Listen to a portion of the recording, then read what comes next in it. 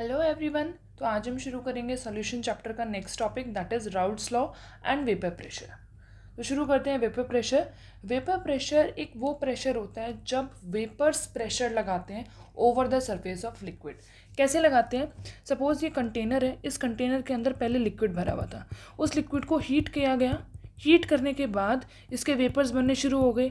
इन vapours को हम बाहर नहीं जाने देंगे। तो इट मीन्स मतलब मैंने एक क्लोज कंटेनर ले लिया और ये वेपर बाहर नहीं गए, तो जितना भी खाली स्पेस था उस खाली स्पेस को ये ऑक्यूपाई कर लेंगे।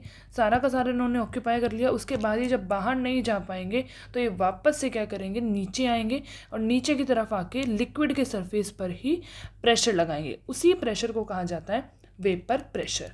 तो स्टेटमेंट पढ़ लेते हैं कि pressure exerted by the vapours above the liquid surface in equilibrium. ये इंपॉर्टेंट है इक्विलिब्रियम, कि इक्विलिब्रियम कब जनरेट होगा? जब लिक्विड और वेपर दोनों की कॉन्सेंट्रेशन जो है वो बराबर हो गई है, क्या मैं बोल सकती हूँ कांस्टेंट हो गई है। बराबर ज़रूरी नहीं है कि हमेशा इक्विलिब्रियम पे कॉन्सेंट्रेशन दोनों रिएक्टेंट और प्रोडक्ट की कॉन्सेंट्रेशन बराबर हो जाए, बट कांस्टेंट हो जाती है कि वो चेंज नहीं होती है। क्यों? हमें ऐसा लगता है कि चेंज नहीं हो रही है, बट जितनी आगे की तरफ रिएक्शन जाती है उतनी ही पीछे की तरफ रिएक्शन आ जाती है। दैट्स वाई वी से कि इट बिकम्स कांस्टेंट। तो इक्विलिब्रियम पे जो वेपर्स प्रेशर लगाते हैं over the surface above the surface of liquid with the liquid at a given temperature, जिसको हम बोलते हैं वेपर प्रेशर। तो लिक्विड के वेपर्स लिक्विड के सरफेस पर ही प्रेशर लगा रहे हैं। जब वेपर लिक्विड के साथ इक्विलिब्रियम में हो जाता है तो उस प्रेशर को हम बोलते हैं वेपर प्रेशर। ये वेपर प्रेशर डिपेंड करता है नेचर ऑफ लिक्विड पे और टेम्परेचर पे। नेचर ऑफ लिक्विड पे डिपेंड करता है कि लिक्विड के अगर इंटरमॉलिक्यूलर फोर्सेस स्ट्रांग होंगे तो ज़्यादा टेम्परेचर देना पड़ेगा और ज़्यादा टाइम लगेगा इन लिक्विड को वेपर में कन्वर्ट होने में, और ज़्यादा इंटरमॉलिक्यूलर फोर्सेस होंगे तो ज़्यादा टाइम लगने की वजह से वेपर प्रेशर जो है वो कम हो जाएगा। पर अगर इंटरमॉलिक्यूलर फोर्सेस वीक हैं तो थोड़ा सा टेम्परेचर देने पर ही उनकी टेंडेंसी ज़्यादा होगी कि वो सरफेस को लीव कर जाए और वेपर में कन्वर्ट हो जाए। जैसे ही वेपर में ईजिली कन्वर्ट हो जाएंगे तो उनका वेपर प्रेशर बढ़ जाएगा। तो this is how vapour pressure of liquid depends upon the nature of the liquid. Second is temperature. Simple सी बात है, जितना ज़्यादा टेम्परेचर बढ़ाओगे उतने ज़्यादा वेपर्स बनेंगे, जितने ज़्यादा वेपर बनेंगे जितने जल्दी उतना ज़्यादा वेपर प्रेशर हो जाएगा। So let's move toward the vapour pressure of liquid solution. यहाँ पर हमें पढ़ना है वेपर प्रेशर सिर्फ लिक्विड सॉल्यूशंस का। अब लिक्विड सॉल्यूशंस में सॉल्वेंट हमेशा लिक्विड होता है, सॉल्यूट लिक्विड भी हो सकता है, सॉल्यूट सॉलिड भी हो सकता है। तो एक टाइप के तो हमें लिक्विड सॉल्यूशन वो पढ़ने हैं जिसमें लिक्विड ही सॉल्यूट है और लिक्विड ही सॉल्वेंट है, means liquid in liquid solution. और दूसरे टाइप के वेपर प्रेशर पढ़ने हम सॉलिड इन लिक्विड टाइप के सॉल्यूशन में, जिसमें सॉल्यूट तो सॉलिड है बट सॉल्वेंट आपका लिक्विड है। तो बी टाइप ए टाइप दोनों के ही हमें वेपर प्रेशर को पढ़ना है। जैसे यहाँ पे आपको दिख रहा होगा राउट्स लॉ लिखा हुआ। तो राउट्स लॉ क्यों यहाँ लिखा हुआ है? क्योंकि जब भी लिक्विड सॉल्यूशंस के हमने वेपर प्रेशर की बात की थी, वेपर प्रेशर को देखा था, तो उसमें वेपर प्रेशर किस चीज़ पर डिपेंड करता है, किसके डायरेक्टली प्रोपोर्शनल होता है, ये एक लॉ के द्वारा दिया गया था और वो लॉ राउट ने दिया था। इसलिए मैंने यहाँ ब्रैकेट में लिखा हुआ है राउट लॉ, जो हम अभी आगे पढ़ेंगे। सो ए एंड बी टाइप ये दोनों आपको बहुत अच्छे से देख लेना है। स्टार मार्क कर देती हूँ मैं इसको, क्योंकि ये कई बार एग्ज़ाम में पूछा गया, बोर्ड एग्ज़ाम में पूछा गया है कि write down the routes law for volatile solutes and also for non volatile solute. और 5 नंबर में ये क्वेश्चन आया था, बोर्ड एग्जाम में आया हुआ है, और ये सीबीएसई के सैम्पल पेपर्स में भी ये प्रेजेंट होता है। तो बच्चे क्या करते हैं, सिर्फ राउट्स लॉ एक स्टेटमेंट याद कर लेते हैं और फिर बाद में कंफ्यूज हो जाते हैं कि वॉलेटाइल सॉल्यूट और नॉन वॉलेटाइल के लिए अलग अलग कैसे है। तो वो हम आज यहाँ बिल्कुल डिटेल में पढ़ेंगे। चलिए तो स्टार्ट करते हैं ए टाइप के वेपर प्रेशर के लिए। ए टाइप के जो लिक्विड सोल्यूशन है उनका वेपर प्रेशर पढ़ते हैं। लिक्विड इन लिक्विड सोल्यूशन, यहाँ पर आपका सॉल्वेंट भी लिक्विड और सॉल्यूट भी liquid. So Raoult's, this is Raoult's law for volatile solutes. So हम बात करते हैं बाइनरी सॉल्यूशन की। इस पूरे चैप्टर के अंदर हमें सिर्फ बाइनरी सॉल्यूशन के बारे में पढ़ना है। तो अगर मैंने एक बाइनरी सॉल्यूशन ले लिया और उस बाइनरी सॉल्यूशन के अंदर ए और बी दो कंपोनेंट हैं और दोनों ही कंपोनेंट ऐसे हैं कि उनके वेपर बन सकते हैं, मतलब ए के भी वेपर बन सकते हैं, बी के भी वेपर बन सकते हैं, और मैंने इस कंटेनर को कर दिया क्लोज, तो क्या होगा, एक टाइम के बाद वेपर फेज में जो वेपर्स होंगे वो दोनों ही कॉम्पोनेंट्स के होंगे।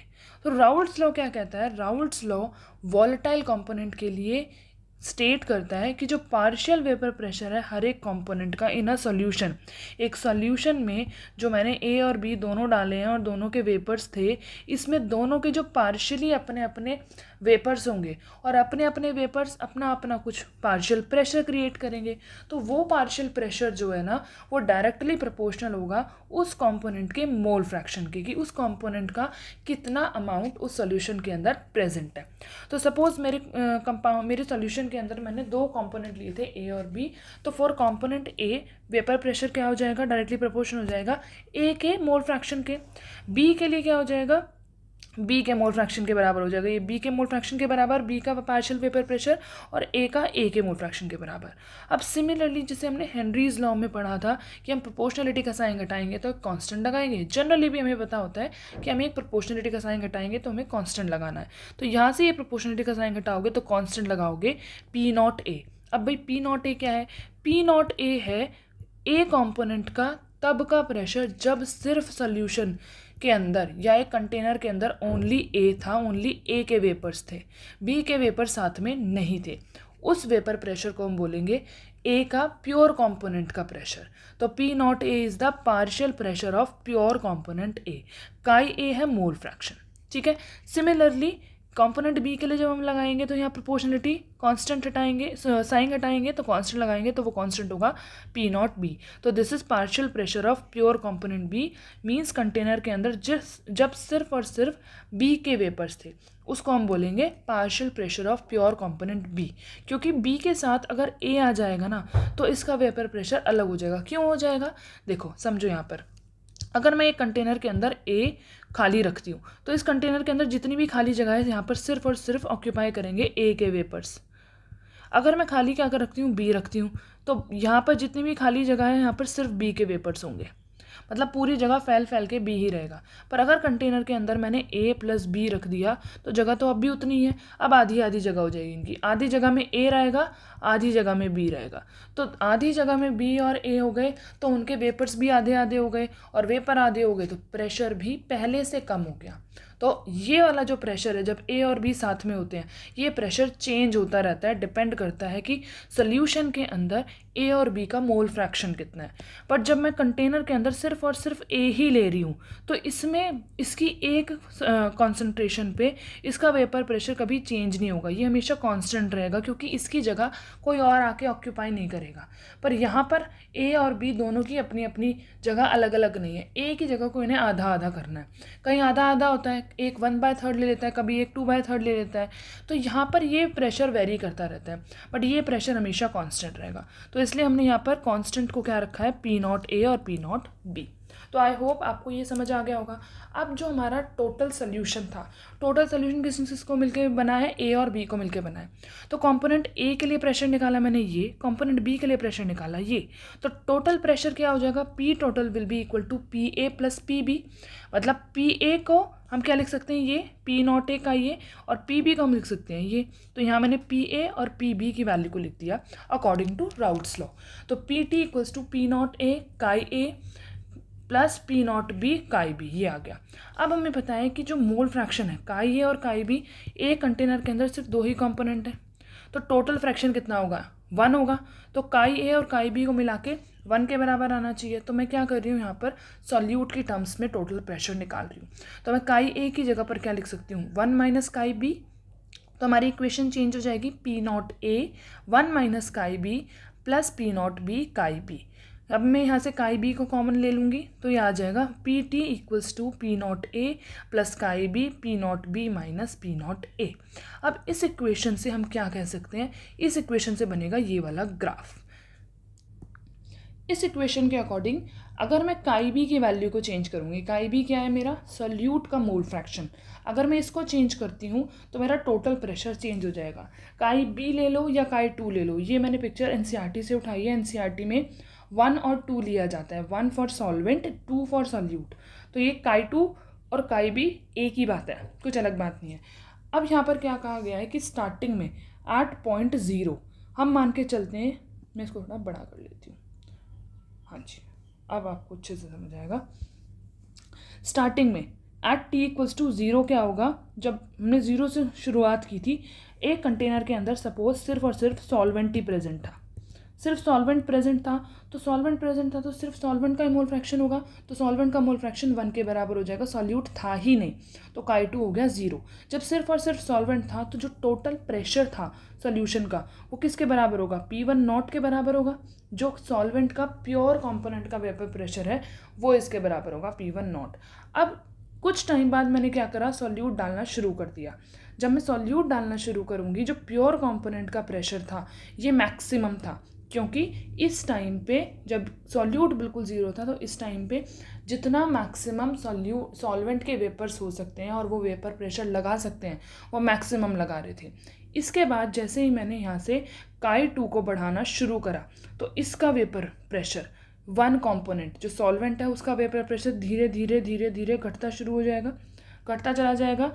और क्या होगा, यहाँ से ये वेपर प्रेशर जो जा रहा है ना, ये सॉल्यूट का वेपर प्रेशर है, ये धीरे धीरे धीरे धीरे बढ़ता चला जाएगा, ये घटता जाएगा क्योंकि इसका मोल फ्रैक्शन इधर की तरफ बढ़ रहा है और 1 का मोल फ्रैक्शन घट रहा है। मोल फ्रैक्शन घटेगा तो प्रेशर घटेगा अकॉर्डिंग टू राउल्ट्स लॉ, तो 2 का मोल फ्रैक्शन बढ़ेगा तो 2 का प्रेशर बढ़ेगा, 1 का मोल फ्रैक्शन घटेगा तो 1 का प्रेशर घटेगा। घटते घटते एक ऐसा टाइम आएगा जब 1 का जो मोल फ्रैक्शन है वो ऑलमोस्ट नेग्लिजिबल हो गया 2 के कंपैरिजन में, और 2 अब कंप्लीटली हमारे सोल्यूशन के अंदर 2 प्रेजेंट है, तो अब 2 का मोल फ्रैक्शन 1 के बराबर हो जाएगा। तो इस पॉइंट पर मैं क्या कह सकती हूँ, सिर्फ और सिर्फ सोल्यूट है तो सोल्यूट का मैक्सिमम प्रेशर है दैट इज़ P2 नॉट।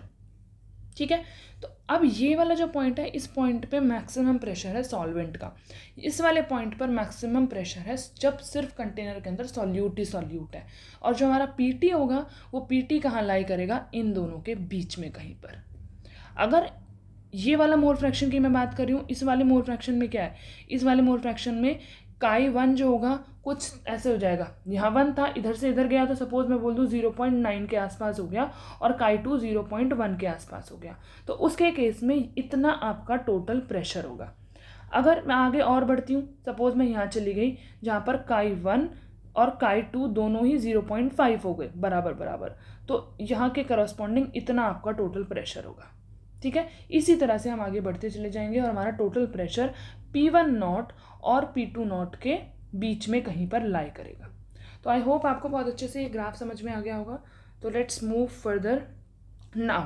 अब जो हमारा सॉल्यूशन है पूरा, उस सॉल्यूशन के अंदर जो कंपोनेंट हमारा लिक्विड फेज के अंदर था उसका मोल फ्रैक्शन हमने काई ए और काई बी मान लिया, और मैं इसको राउल्ट्स लॉ से जो मेरी ये इक्वेशन आई है मैं यहाँ से फाइंड आउट भी कर लूँगी। अब कुछ फ्रैक्शन क्या था, यहाँ से उठ के वेपर में कन्वर्ट हो गया था, जो वेपर फेज में चला गया था। अब जो वेपर फेज में चला गया उसका मोल फ्रैक्शन क्या होगा, उसके मोल फ्रैक्शन को हम कैसे निकालेंगे कि वेपर फेज में कौन सा मोल फ्रैक्शन है, तो वो हम निकालेंगे by using Dalton's law of partial pressure.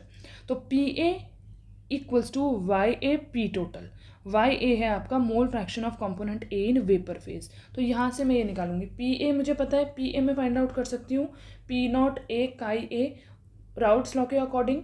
Y ए मुझे फाइंड आउट करना है मोल fraction of A component in vapour phase, P total भी मेरा यहाँ से आ जाएगा, तो मैं ये दोनों वैल्यूज़ पुट करूँगी और मोल fraction of component A in vapour phase find out कर लूँगी। सिमिलरली बी कंपोनेंट के लिए वेपर फेज का मोल फ्रैक्शन फाइंड आउट करना है तो मैं इस इक्वेशन से करूँगी। ये दोनों ही इक्वेशन को कहा जाता है Dalton's law of partial pressure. तो आई होप आपको ये फर्स्ट पार्ट का मतलब लिक्विड एंड लिक्विड सोल्यूशन का वेपर प्रेशर समझ में आया होगा।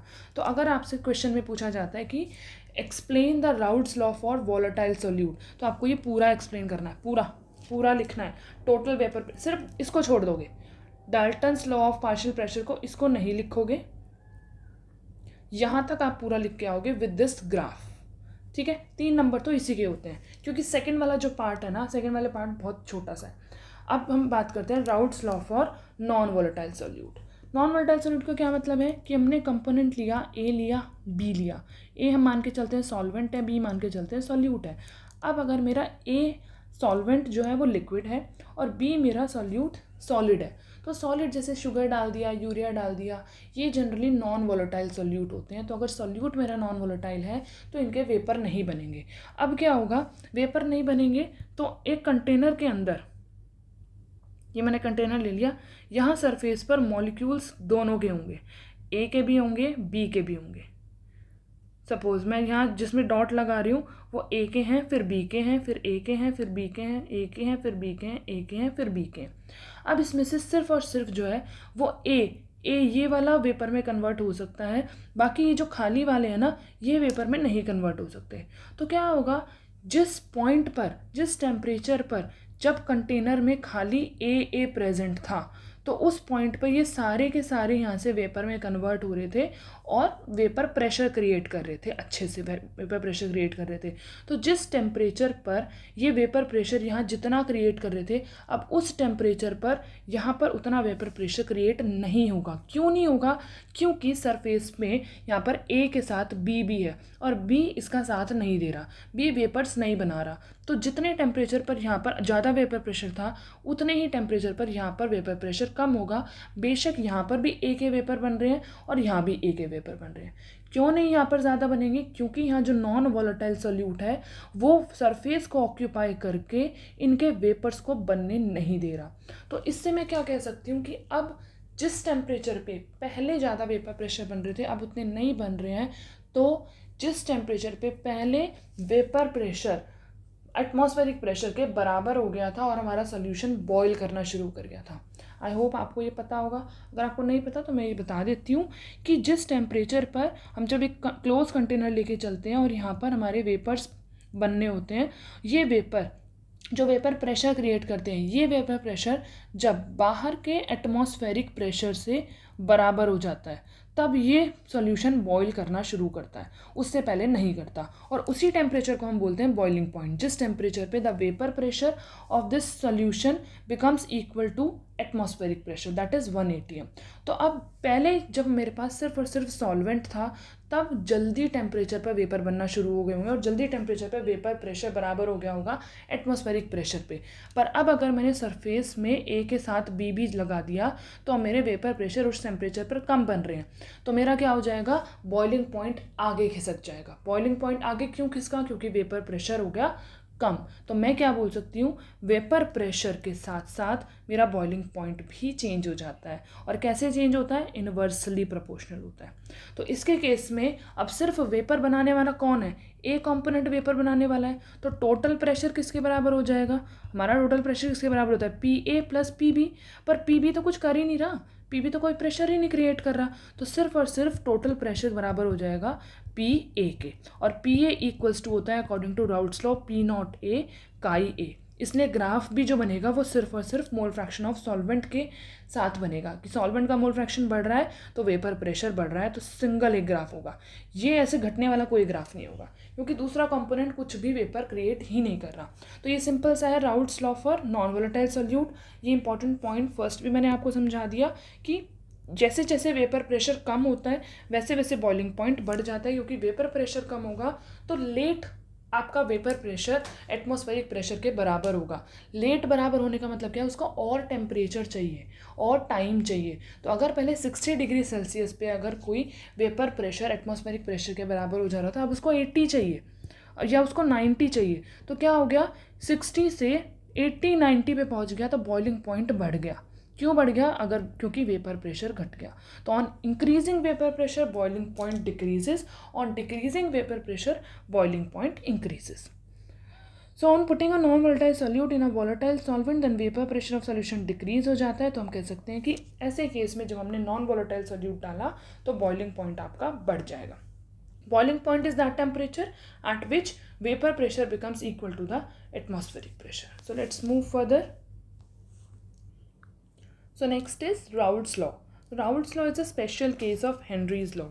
ये कई बार स्टेटमेंट 2 नंबर में एग्ज़ाम में पूछी जाती है या 1 नंबर में भी एग्ज़ाम में पूछ ली जाती है कि how we can consider Raoult's law is a special case of Henry's law. तो क्यों कंसिडर करेंगे? क्योंकि जब मेरा सॉल्वेंट वॉलेटाइल है और सॉल्यूट नॉन वॉलेटाइल है, जो मैंने अभी ऊपर केस पढ़ा है, ये वाला केस अगर होगा तो उस केस में क्या होगा, सॉल्वेंट वॉलेटाइल है, सॉल्यूट नॉन वॉलेटाइल है, तो सॉल्यूट पे तो कोई डिपेंड ही नहीं करेगा, टोटल प्रेशर सॉल्यूट पे डिपेंड ही नहीं करेगा। तो जो पार्शियल वेपर प्रेशर है सॉल्वेंट का वो डायरेक्टली प्रोपोर्शनल होगा मोल फ्रैक्शन ऑफ द सॉल्यूशन के। मतलब कि अगर एक कंपोनेंट आपका वॉलेटाइल है, दूसरा नॉन वॉलेटाइल है, इस पर कोई मतलब नहीं है, तो मेरे सॉल्यूशन के अंदर सिर्फ और सिर्फ एक ही कंपोनेंट के वेपर होंगे। इस वेपर को मैं गैशियस फेज भी मान सकती हूँ। तो अगर मैं इस कंपोनेंट पे हेनरी लॉ लगाऊंगी तो हेनरी लॉ आएगा मेरा P equals to K H काई, और इस कंपोनेंट पे अगर मैं राउल्ट लॉ लगाऊंगी तो मेरा P इक्वल्स टू आएगा P नॉट काई। तो इसके केस में प्रेशर तो बराबर ही रहेगा, दोनों के केस में जो प्रेशर है वो इक्वल रहेगा। तो मैं इन दोनों इक्वेशन को अगर इक्वेट करूँगी तो मेरा काई से काई कैंसिल हो जाएगा और P naught will equal to K H. तो ये दोनों ही क्या है, कांस्टेंट है। तो अगर ये दोनों कांस्टेंट हो गए तो मैं दोनों में से कोई सा भी लॉ लगाऊं सेम ही बात रहेगी। इसलिए हम कह सकते हैं कि राउल्ट्स लॉ जो है वो स्पेशल केस है हेनरी लॉ का। कब है? जब सॉल्वेंट वॉलेटाइल हो और सॉल्यूट नॉन वॉलेटाइल हो। तो अब हम ये क्वेश्चन कर लेते हैं, इसी के बेसिस पे क्वेश्चन है। तो राउल्ट्स लॉ जो आपने अभी पढ़ा है उसी के बेस पे ये क्वेश्चन है। हमें वेपर प्रेशर दे रखा है क्लोरोफॉर्म का और डाइक्लोरोमीथेन का, रेस्पेक्टिवली क्या है 200 और 415। तो मैं दो कॉलम बना लेती हूँ, एक CHCl3 के लिए और एक CHCl2 के लिए। क्या क्या गिवन है? गिवन है CHCl3 का वेपर प्रेशर, तो वे प्योर कंपोनेंट का नहीं कहा, तो मैं इसको अगर मान लेती हूँ A, इसको अगर मान लेती हूँ B, तो PA गिवन है दैट इज़ 200 mmHg और PB गिवन है 415 mmHg। अब कैलकुलेट करना है vapour pressure of the solution. It means मेरे को कैलकुलेट करना है PT, that will be equal to PA plus PB। Total vapour pressure मेरे को फाइंड आउट करना है। तो मेरे को पहले PA और PB ये लिखना पड़ेगा। अब ये क्वेश्चन में क्या कहा है कि calculate the vapour pressure of solution prepared by mixing इतने ग्राम ऑफ ये और इतने ग्राम ऑफ ये। तो अकॉर्डिंग टू दिस क्वेश्चन हमें जो PA नहीं दे रखा है, हमें दे रखा है P0A और P0B, हमें प्योर दे रखा है। इसका वेपर प्रेशर अलग दे रखा है क्योंकि बाद में कहा है कि इसका वेपर प्रेशर इतना है, इसका वेपर प्रेशर इतना है, और मैंने क्या करा, दोनों को मिक्स कर दिया। इन दोनों को मिक्स करने के बाद जो नया सॉल्यूशन बना है उस सॉल्यूशन में हमें वेपर प्रेशर बताना है। तो इट मीन्स हमें जो गिवन है वो प्योर वाला गिवन है। स्टार्टिंग में अलग अलग है, दोनों को मिक्स करने के बाद जो टोटल सॉल्यूशन बना है उस टोटल सॉल्यूशन का हमें वेपर प्रेशर बताना है। तो P0A और P0B गिवन है, तो मेरे को निकालना है according to Raoult's law PA equals to P0A chi A और PB इक्वल्स टू P0B काई B। तो P0A P0B गिवन है, काई A काई B हमारा टास्क है निकालना। तो हम इधर साइड में निकालेंगे। काई A क्या होगा, number of moles of A divided by number of moles of A plus number of moles of B, और ये मुझे पता है 1 plus chi A plus chi B दोनों का सम होता है 1। तो मैं काई A निकाल लूँगी तो काई B को मैं निकाल सकती हूँ 1 में से माइनस करके। तो मैं कोई भी एक मोल फ्रैक्शन निकाल लूँगी। A मैंने किसको माना है, क्लोरोफॉर्म को माना है, तो नंबर ऑफ मोल्स आएंगे मेरे इसके ऊपर। Number of moles means given mass of chloroform, कितना गिवन है, इतना 25.5। Given mass of chloroform divided by molar mass of chloroform. CHCl3 का मोलर मास हो जाएगा 119.5। डिवाइड में रखूँगी 25.5 divided by number of moles, इसके तो एज इट इज़ आएंगे, दूसरे के नंबर ऑफ मोल्स, इसका गिवन मास जो कि 40 है, और डिवाइड में मोलर मास जो कि 81 होगा। 12, 13, 14 और 71, ये 71 और 14 85 होगा। 81 नहीं 85 होगा। अब इसको मैं कैलकुलेट करूँगी तो ऊपर मेरा आंसर आएगा डिवाइड करके 0.213 डिवाइड बाय 0.213 प्लस इसको डिवाइड करूँगी 40/85 को, तो आएगा 0.47 समथिंग। फर्दर इक्वल्स टू हो जाएगा 0.213, इसको सम किया तो 0.683, पॉइंट से पॉइंट कैंसिल आउट हो सकता है। 213 को डिवाइड करेंगे 683 से तो chi A will be equal to 0.311, तो मैं 0.3 मान लेती हूँ। तो काई B क्या आ जाएगा, 1 में से माइनस करेंगे तो chi B will be equals to approximately 0.7। तो दोनों के मोल फ्रैक्शन हमने फाइंड आउट कर लिया, जो हमारा सेकंड क्वेश्चन भी था कि ईच के हमें, अच्छा ये वेपर फेज में, ये हमने सोल्यूशन फेज में कर लिए काई A काई B। ये करने के बाद यहाँ पुट करेंगे तो दोनों का वेपर प्रेशर आ जाएगा, दोनों को ऐड करेंगे तो टोटल वेपर प्रेशर आ जाएगा। तो PA will be equal to P0A हमारे पास है 200 मल्टीप्लाई काई ए आया है 0.3, पी बी निकालेंगे 415 मल्टीप्लाई काई बी आया है 0.7। तो यहाँ पर आप देख सकते हो, देखो जो टोटल यहाँ पर इसका मोल फ्रैक्शन ज़्यादा है, इसका मोल फ्रैक्शन कम है, तो इसका ओवरऑल प्रेशर भी कम आएगा, इसका ओवरऑल प्रेशर ज़्यादा आएगा। तो इन दोनों को मैं ऐड करके यहाँ पर लिखूँगी, पी टी की वैल्यू निकालूंगी।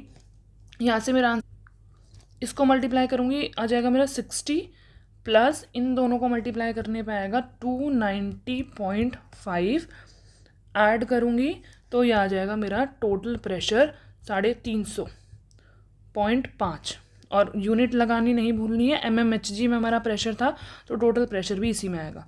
तो फर्स्ट पार्ट हमारा डन हो गया। अब सेकंड पूछा है मोल fraction of each component in vapour phase. तो देखो वेपर फेज का फॉर्मूला हमने यहाँ पर पढ़ा था, क्या था, वेपर फेज का ये है मोल fraction of vapour phase, YA PA और P टोटल हमारे पास है। P टोटल हमने निकाल लिया, PA भी निकाल लिया, यहाँ से YA निकाल लोगे और YA निकाल लिया तो YB भी निकाल लोगे। ठीक है, चलिए सेम फॉर्मूला रखेंगे, PA equals to YA P total.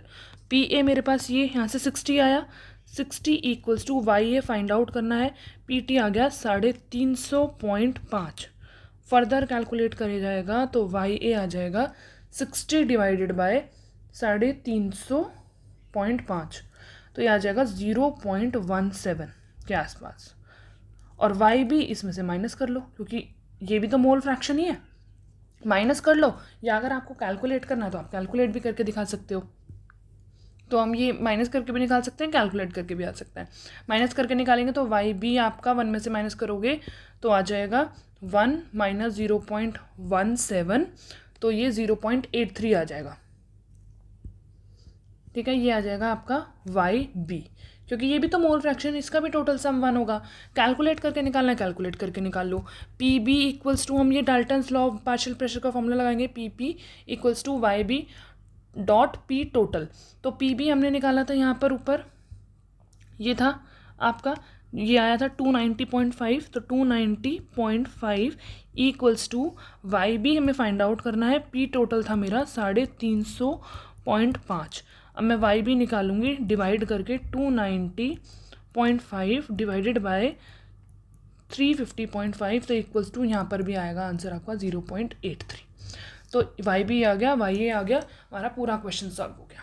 तो आई होप आपको समझ आ गया होगा कि क्वेश्चन को अप्रोच कैसे करना है। तो let's move towards next topic, that is ideal solution and non ideal solution. तो आइडियल सॉल्यूशंस वो सॉल्यूशंस होते हैं जो कि राउल्ट्स लॉ को फॉलो करते हैं।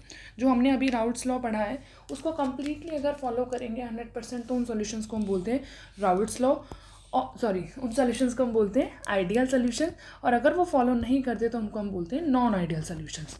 अब राउल्ट्स लॉ को फॉलो करने के साथ साथ और भी कई सारी चीज़ें हैं जो आइडियल सॉल्यूशंस को करनी चाहिए, दैट इज़ कि उनकी एंथैल्पी ऑफ मिक्सिंग जीरो होनी चाहिए। मींस ए मेरे पास एक कंटेनर में अलग था, बी अलग था, इन दोनों को मिक्स करने के बाद जो A प्लस बी बना है इसमें कोई एंथैल्पी का रिलीज़ या टेकन अप नहीं होना चाहिए, ना तो कोई एंथैल्पी ली जानी चाहिए, ना कोई एंथैल्पी बाहर रिलीज होनी चाहिए। एंथैल्पी ऑफ मिक्सिंग बिल्कुल ज़ीरो होना चाहिए।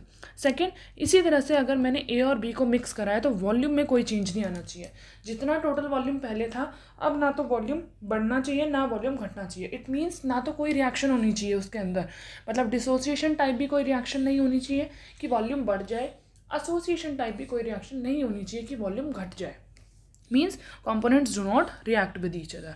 और ये मैंने आपको बता ही दिया कि ये राउल्ट लॉ को ओबे करना चाहिए। इट मीन्स कि ए कंपोनेंट का प्रेशर इसके बराबर, बी कंपोनेंट का प्रेशर इसके बराबर, और टोटल प्रेशर आपका बराबर होना चाहिए PA प्लस PB के बराबर। इससे अलावा कुछ प्रेशर नहीं होना चाहिए। तो हम उन सॉल्यूशंस को बोलेंगे कि वो आइडियल सॉल्यूशंस हैं। अगर ऐसा ये फॉलो नहीं करते, मतलब कि एंथैल्पी ऑफ मिक्सिंग ज़ीरो नहीं है, enthalpy volume of mixing zero नहीं है, या तो ज़ीरो से बड़ा है या ज़ीरो से छोटा है, और राउल्ट्स लॉ को भी ओबे नहीं करते हैं, मींस PA P0 एक IA के बराबर नहीं है, PB P0 भी एक IB के बराबर नहीं है, PT भी बराबर नहीं है PA प्लस PB के, और कंपोनेंट्स ने आपस में कुछ ना कुछ केमिकल रिएक्शन कर ली, तो उन केस में हम बोलेंगे कि सॉल्यूशंस हमारे कैसे हो गए, नॉन आइडियल सॉल्यूशन। अब ये अगर राउट लॉ को ऑबे नहीं करते तो क्या करते हैं, या तो ये राउट लॉ से पॉजिटिव डेविएशन दिखाते हैं या ये राउट लॉ से नेगेटिव डेविएशन दिखाते हैं। तो इनके बारे में हमें पढ़ना है। तो ये बहुत इंपॉर्टेंट है, मैं परमानेंट पेन से मार्क कर रही हूँ, मोस्ट इंपॉर्टेंट। एक तो ये आइडियल नॉन आइडियल सोल्यूशन वाला और एक कॉलिगेटिव प्रॉपर्टी जो हम नेक्स्ट लेक्चर में पढ़ेंगे। इनसे क्वेश्चन आते ही आता है। नॉन आइडियल आइडियल सोल्यूशन से ऐसे नहीं आता, ये बताओ कौन होते हैं। ये एमसीक्यू में क्वेश्चन आता है। आपको एमसीक्यू में दे दिया जाएगा कि what are the characteristic of ideal solution, और इस तरह से 1 2 ऐसे 3 4 ऑप्शन दे रखे होंगे और एक ऑप्शन दे रखा होगा ऑल ऑफ दीज। ये 3 ऑप्शन दे दिए और एक ऑल ऑफ दीज दे दिया, तो ऑल ऑफ दीज आंसर है। तो यहाँ से जनरली 1 2 मार्क्स के क्वेश्चन बनते हैं एमसीक्यूज में, पर बनते ज़रूर है एमसीक्यूज में। आगे चलते हैं हम नॉन आइडियल सॉल्यूशंस पे। नॉन आइडियल सॉल्यूशंस में क्वेश्चन बनते हैं एग्जाम्पल से। आपको एग्जाम्पल दे दिया जाएगा कि अब बताओ ये एग्जाम्पल कौन से डेविएशन का है, पॉजिटिव डेविएशन का या नेगेटिव डेविएशन का, या केस स्टडी में आपसे पूछ लिया जाएगा ये एग्जाम देने के बाद कि सपोज ये एसीटोन और क्लोरोफॉर्म है, तो पूछ लिया जाएगा कि अब बताओ ये किसका एग्जाम्पल है, नेगेटिव डेविएशन का है कि पॉजिटिव डेविएशन का है। तो चलिए हम स्टार्ट करते हैं। Non ideal solution. Non ideal solutions हमने पढ़ लिया, वो सोल्यूशंस होते हैं जो कि राउट्स लॉ को फॉलो नहीं करते, एंथैल्पी ऑफ मिक्सिंग 0 के बराबर नहीं होती, वॉल्यूम ऑफ मिक्सिंग 0 के बराबर नहीं होता, और कंपोनेंट्स आपस में कुछ ना कुछ रिएक्शन कर रहे होते हैं। तो वो कंपोनेंट, वो सोल्यूशन जो कि राउट्स लॉ से पॉजिटिव डेविएशन दिखाने। पॉजिटिव का मतलब क्या है कि जो राउट लॉ के अकॉर्डिंग पार्शियल टोटल प्रेशर आता है वो PA + PB के बराबर होता है, बट यहाँ जो टोटल प्रेशर आएगा वो PA + PB से ज़्यादा होगा। तो मतलब कि राउट्स लॉ से पॉजिटिव डेविएशन दिखा रहे हैं, उससे ज़्यादा डेविएशन हो रहा है, उससे ज़्यादा प्रेशर हो रहा है। तो इसका मतलब क्या है कि एंथैल्पी ऑफ मिक्सिंग 0 से ज़्यादा है, वॉल्यूम ऑफ मिक्सिंग भी 0 से ज़्यादा है पॉजिटिव डेविएशन के केस में। अब एक्चुअली पॉजिटिव डेविएशन का मतलब क्या है, ये प्रेशर पॉजिटिव डेविएशन क्यों दिखा रहा है, मतलब कि प्रेशर ज़्यादा क्यों हो रहा है, क्योंकि जब मैंने A और B को मिक्स किया तो मेरा जब पहले कंटेनर सिर्फ A था और एक कंटेनर में सिर्फ और सिर्फ B था, तो यहाँ जो A और A के इंटरेक्शंस थे वो ज़्यादा स्ट्रॉन्ग इंटरेक्शन थे। तो जब मैं इसको हीट करती थी तो मेरे उस सेम टेम्परेचर पे, सपोज़ मैं बात कर रही हूँ 60 डिग्री सेल्सियस की, तो 60 डिग्री सेल्सियस टेम्परेचर पर जो वेपर बन रहे थे वो वेपर अब यहाँ पर उतने वेपर नहीं बन रहे, या तो उससे ज़्यादा बनेंगे या उससे कम बनेंगे। तो यहाँ पर जो ए इंटरेक्शन था वो स्ट्रॉन्गर था। ऐसे ही यहाँ पर जो बी के वेपर्स बन रहे थे, यहाँ बी इंटरेक्शन के अकॉर्डिंग बन रहे थे, क्योंकि हमने स्टार्टिंग में ही पढ़ा है कि vapour pressure depends upon the nature of liquid. तो यहाँ पर जब ये मिक्स नहीं किए गए थे तो इनके आपस के इंटरेक्शंस बहुत स्ट्रॉन्ग थे। अब जब इनको मिक्स कर दिया गया तो नए इंटरेक्शंस बने होंगे ए और बी के बीच में। तो जो ये नए इंटरेक्शंस हैं पुराने इंटरेक्शन के कंपैरिजन में वीक इंटरेक्शंस हैं, इसलिए ये इजीली सरफेस को एस्केप कर देते हैं। तो 60 डिग्री सेल्सियस पे सपोज अगर यहाँ पर 100 वेपर्स बन रहे थे तो यहाँ पर 110 वेपर बन जाएंगे, जल्दी एस्केप कर जाएंगे। तो जल्दी एस्केप करेंगे तो इट मीन्स क्या हो गया, जिस टेम्परेचर पर पहले 100 वेपर प्रेशर था, 100 वेपर बन रहे थे, अब 110 बन रहे हैं, तो वेपर प्रेशर बढ़ गया। वेपर प्रेशर बढ़ जाएगा तो हम कहेंगे कि जो सॉल्यूशन है हमारा वो राउट्स लॉ से पॉजिटिव डेविएशन दिखा रहा है। फॉर एग्जांपल इथेनॉल और वाटर का मिक्सचर। हमें पता है इथेनॉल में हाइड्रोजन बॉन्डिंग होती है, वाटर में भी हाइड्रोजन बॉन्डिंग होती है। तो पहले मेरे पास 2 कंपोनेंट में अलग अलग हाइड्रोजन बॉन्डिंग हो रही थी, 2 हाइड्रोजन बॉन्डिंग हो गई। अब मिक्स करने के बाद जो इथेनॉल और वाटर के बीच में हाइड्रोजन बॉन्डिंग हुई, यहाँ भी होगी, मैं मना नहीं कर रही यहाँ नहीं होगी, बट यहाँ की जो हाइड्रोजन बॉन्डिंग है दैट इज़ मच वीकर, वो वीकर है पहले वाले के कंपैरिजन में। तो अब 60 डिग्री सेल्सियस पे या 70 डिग्री सेल्सियस पे ज़्यादा वेपर्स होंगे कंपैरेटिवली पहले वाले के। तो जितना हमने आइडियली निकाला था कि 60 डिग्री सेल्सियस पे जो हमारे टोटल वेपर प्रेशर था वो इसके बराबर होना चाहिए, अब वो इससे क्या है ज़्यादा हो रहा है। क्यों ज़्यादा हो रहा है, क्योंकि ए और बी आपस में इंटरैक्ट कर गए हैं, ए और बी ने नए इंटरैक्शन बना लिए हैं और वो इंटरैक्शंस पहले वाली इंटरैक्शन से वीकर इंटरैक्शंस निकले। तो हमने ये ग्राफ पढ़ा था, जो स्ट्रेट लाइन इस ग्राफ के अंदर आपको दिख रही होगी, ये स्ट्रेट लाइन्स थी राउट्स लॉ के अकॉर्डिंग। अब ये जो है कर्व ऊपर की तरफ दिख रहा है, तो इट मीन्स कि जाना ऐसे चाहिए था, पर अब कैसे हो गया, पॉजिटिव डेविएशन, मतलब कि प्रेशर बढ़ गया। तो अब ये इस तरह से जाएगा, हर कर्व पे, हर लाइन पे ये कर्व ऊपर की तरफ बन गया। तो जब कर्व ऊपर की तरफ बनता है तो ये ग्राफ हो जाता है पॉजिटिव डेविएशन का। अगर कर्व नीचे की तरफ बनेगा तो ग्राफ हो जाएगा नेगेटिव डेविएशन का। तो let's move toward negative deviation. Negative deviation में जो हमारा टोटल प्रेशर है वो PA + PB से कम हो जाता है। तो जैसा हमने पॉजिटिव डेविएशन पर पढ़ा वैसा ही यहाँ पर हमें पढ़ना है। ये ऑपोजिट है पॉजिटिव डेविएशन से। जहाँ पॉजिटिव डेविएशन में ये ज़्यादा था, यहाँ पर ये कम है। यहाँ ये एंथैल्पी ऑफ मिक्सिंग ज़्यादा थी, एंथैल्पी ऑफ मिक्सिंग कम है। यहाँ वॉल्यूम ऑफ मिक्सिंग ज़्यादा थी, यहाँ वॉल्यूम ऑफ मिक्सिंग कम है। क्यों कम है? क्योंकि यहाँ पर अब जो नए इंटरेक्शंस बने हैं ना, A और B को मिक्स करने के बाद जो नए इंटरेक्शंस बने हैं वो पहले वाले इंटरेक्शन से स्ट्रॉन्ग है। स्ट्रॉन्ग होंगे तभी तो वेपर प्रेशर कम होगा, क्योंकि अब ये A और B के वेपर्स जो हैं सरफेस को जल्दी से एस्केप नहीं कर रहे। क्यों नहीं कर रहे होंगे?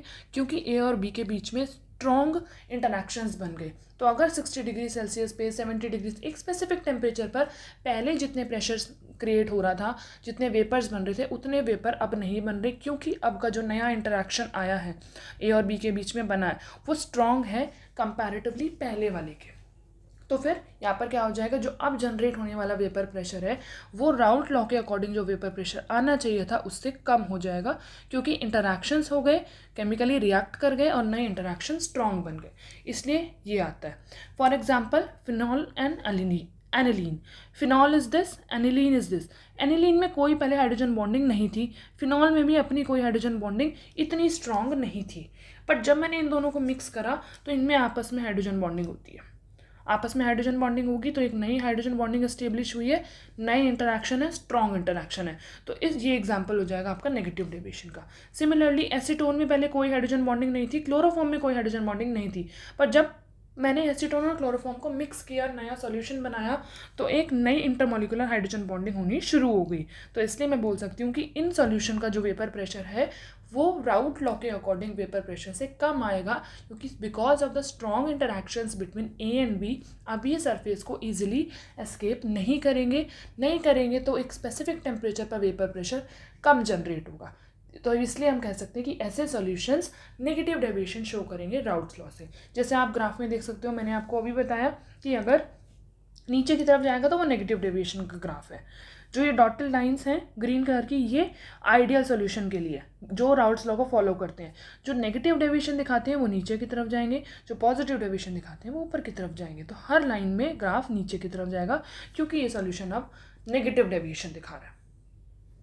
आई होप आपको बहुत अच्छे से नॉन आइडियल सॉल्यूशंस क्लियर हो गए होंगे। अब नेक्स्ट हमारा लास्ट टॉपिक है, that is azeotropes. Azeotrops are binary mixture which boil at constant temperature having same composition in liquid and vapor phase। अभी तक जो हमने पढ़ा है कि हम एक कंटेनर में दो कंपोनेंट ले लेते हैं और मेरे पास कुछ लिक्विड होता है और लिक्विड में दो कंपोनेंट है, A और B कंपोनेंट है। तो जब ये इनके वेपर्स बनते हैं तो ये खाली जगह ऑक्यूपाई करते हैं। जब कंप्लीट खाली जगह ऑक्यूपाई हो जाती है, इक्विलिब्रियम जनरेट हो जाता है इनके बीच में, तो कुछ मोल फ्रैक्शन जो है वो ऊपर रह जाता है, वेपर फेज में चला जाता है, कुछ मोल फ्रैक्शन नीचे लिक्विड फेज में होता है।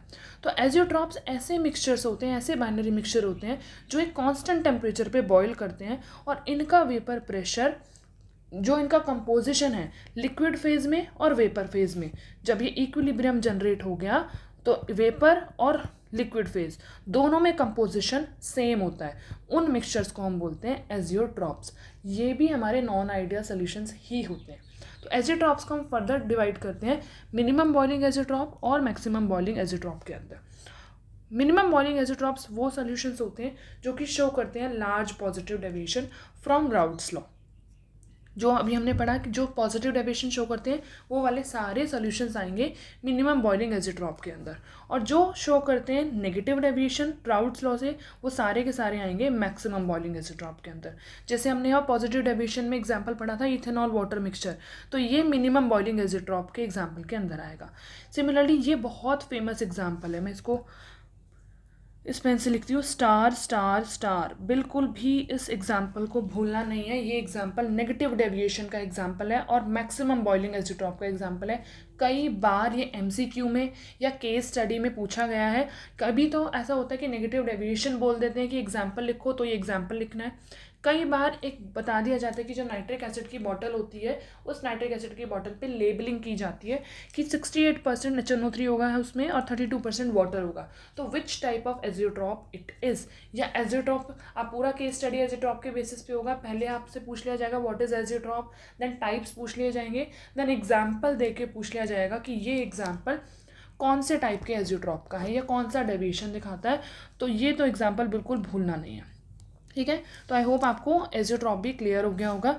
अब मेरे पास एक क्वेश्चन है, आई होप आप ये क्वेश्चन कर पाओगे। मैं ये आपको समझा देती हूँ, अगर आपको ये क्वेश्चन नहीं करना आएगा तो आप प्लीज़ कमेंट सेक्शन में बताइएगा, मैं नेक्स्ट क्लास में ये बता दूँगी। अदरवाइज़ ये मैं आपको होमवर्क दे रही हूँ कि जितना मैंने पढ़ाया है उन सारे फार्मूलाज को यूज़ करके, उन कॉन्सेप्ट को यूज़ करके आपने ये क्वेश्चन सॉल्व करना है। मैं समझा के भेजती हूँ। The vapour pressure of pure liquid A and B are this and this. तो पी नॉट ए ये दे रखा है, पी नॉट बी ये दे रखा है रिस्पेक्टिवली इस टेम्परेचर पे। अब आपको लिक्विड मिक्सचर का कंपोजिशन फाइंड आउट करना है, मतलब कि काई ए और काई बी फाइंड आउट करना है। लिक्विड मिक्सचर का बोला है तो काई ए काई बी। अगर टोटल प्रेशर भी दे रखा है, अब आपको पी नॉट ए दे दिया, पी नॉट बी दे दिया, टोटल प्रेशर भी दे दिया, तो टोटल प्रेशर वाली जो इक्वेशन थी उसको लगाओगे और वहाँ से काई बी निकाल लोगे। जो ये वाली इक्वेशन थी, देखो हमने पढ़ी थी यहाँ पर जब Raoult's law for volatile solute पढ़ा था। ये पी टी आपको गिवन है, पी नॉट ए गिवन है, पी नॉट बी भी गिवन है। यहाँ से काई बी निकाल लो, और काई बी निकाल लोगे तो फिर 1 में से माइनस करके काई ए निकाल लोगे। इजी, बहुत इजी। काई ए आ गया, काई बी आ गया। काई ए काई बी निकालने के बाद आपको क्या करना है, पी ए पी बी निकालना है। पी ए निकालना है, that will be equal to P naught A chi A, और पी बी निकालना है जो P naught B chi B के बराबर होगा। ये क्यों निकलवाया है, क्योंकि आगे क्वेश्चन में आपको कहा है कि find the composition of vapour phase. तो वेपर फेज के लिए आपको क्या करना पड़ेगा, फॉर्मूला लगाना पड़ेगा, P A equals to Y A P total. तो उसमें आपके पास पी टोटल तो गिवन है बट पी ए नहीं गिवन है, इसलिए पी ए निकालो और पी बी निकालो। तो यहाँ पर फॉर्मूले में पुट करके वाई ए आ जाएगा। अगर आपने पी ए निकाल लिया तो यहाँ पुट करोगे, पी टी आपको गिवन है, पी ए यहाँ पुट करोगे, वाई ए फाइंड आउट कर लोगे। वाई ए आ गया तो वाई बी फाइंड आउट कर लोगे 1 माइनस वाई ए करके, ठीक है। तो इन दोनों में से कोई एक निकाल लो। बहुत ईजी क्वेश्चन है, करके देखिए। अगर आपको नहीं आएगा तो मैं बिल्कुल नेक्स्ट वीडियो में सॉल्व कराऊंगी। So thank you everyone. I hope आपको ये टॉपिक बहुत अच्छे से क्लियर होगा। This is very very important topic. इसमें से हर साल 1-2 क्वेश्चन आता ही आता है। तो thank you everyone. Do like, share and subscribe my channel.